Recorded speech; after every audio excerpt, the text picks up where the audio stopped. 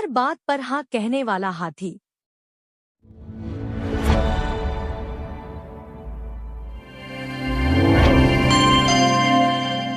घने जंगल के बीच एक बड़ा, शांत और दयालु हाथी रहता था, जिसका नाम था मोहन।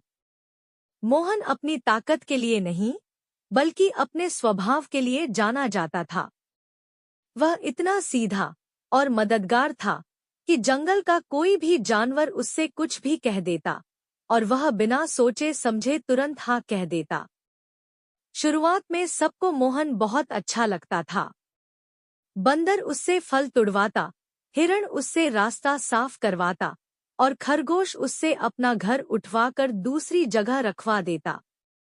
मोहन को लगता था कि अगर वह सबकी मदद करेगा तो सभी उससे खुश रहेंगे और उसे भी अच्छा लगेगा।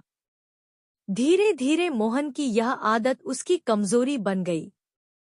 अब जानवर उसकी मदद की कदर करने के बजाय उसका फायदा उठाने लगे। कोई भी काम हो, चाहे छोटा हो या बड़ा, सब मोहन के पास ही आ जाते और वह बिना मना किए सब कुछ करता रहता। एक दिन सुबह से लेकर शाम तक मोहन ने इतना काम किया कि उसके पैर कांपने लगे। उसने पूरे दिन में न आराम किया, न ठीक से खाना खाया। फिर भी जब लोमड़ी ने आकर उससे अपने लिए लकड़ियां उठाने को कहा, तो उसने थकी हुई आवाज में भी हाँ कह दिया। उस रात मोहन बहुत उदास था। वह सोच रहा था कि वह इतना सब कुछ करता है, फिर भी उसे अंदर से खुशी क्यों नहीं मिलती। उसे ऐसा लग रहा था जैसे वह खुद को कहीं खोता जा रहा है। अगली सुबह जब मोहन नदी के किनारे पानी पीने गया, तो उसने देखा कि एक बूढ़ा कछुआ धीरे धीरे उसकी तरफ आ रहा है।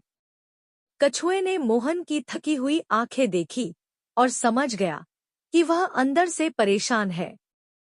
कछुए ने शांति से कहा कि दूसरों की मदद करना अच्छी बात है, लेकिन हर बार हाँ कहना जरूरी नहीं होता। अगर कोई खुद को ही थका दे, तो वह दूसरों की मदद भी ठीक से नहीं कर सकता। मोहन ने पहली बार किसी की बात को ध्यान से सुना। दिन बीतता गया और फिर वही सिलसिला शुरू हुआ। बंदर आया और बोला कि उसे ऊंचे पेड़ से फल चाहिए। मोहन ने इस बार गहरी सांस ली और सोचने लगा। उसने महसूस किया कि वह बहुत थका हुआ है और उसे आराम की जरूरत है। कुछ पल की चुप्पी के बाद मोहन ने धीरे से कहा कि वह अभी मदद नहीं कर पाएगा।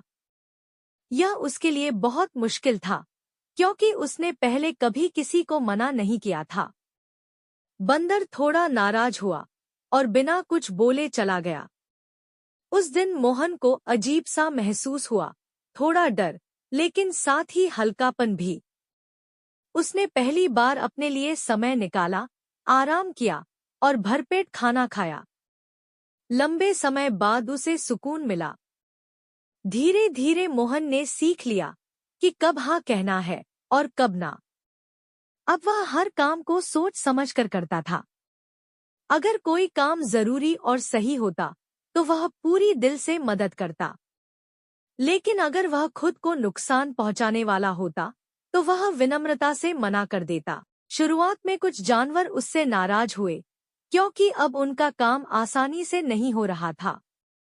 लेकिन समय के साथ उन्हें भी समझ आने लगा कि मोहन अब पहले से ज्यादा मजबूत और खुश है। अब मोहन की मदद में पहले जैसी थकान नहीं थी, बल्कि सच्चाई और खुशी थी। जो जानवर सच में जरूरतमंद थे, उन्हें वह पहले से भी ज्यादा अच्छे से मदद करता था। एक दिन वही बूढ़ा कछुआ फिर से मोहन के पास आया और उसे देखकर मुस्कुराया। मोहन की आंखों में अब थकान नहीं, बल्कि आत्मविश्वास था। उसने महसूस किया कि उसने अपने जीवन का सबसे बड़ा सबक सीख लिया है।